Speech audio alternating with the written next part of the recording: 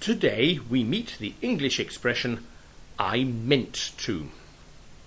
Meant is the past tense of mean, and I know you all know what mean means. Sorry, there are rather a lot of means in that sentence. I guess you often ask, what does this word mean? Or you say, now I understand what the sentence means. Now look at these sentences. I meant to go to the supermarket, but I did not have any money with me.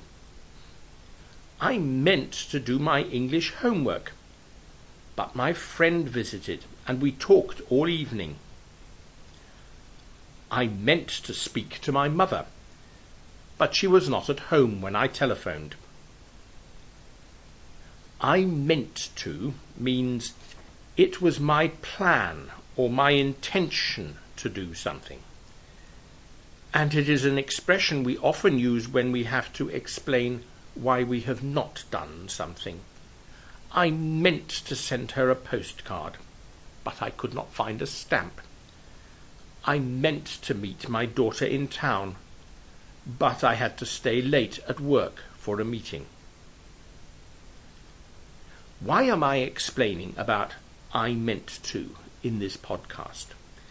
Well, quite a lot of you have sent me emails to ask why there have been no new podcasts for the last few weeks. I have been busy. I am the trustee of a charity which helps children who have emotional or family problems. Unfortunately, we have run out of money, and we have had to close the charity, pay all the bills, make the staff redundant, and find other organizations to help the children. This has taken a lot of time, so I have not been able to make as many podcasts as I would like. I meant to make several new podcasts, but I did not have the time. I meant to explain to you, but I forgot.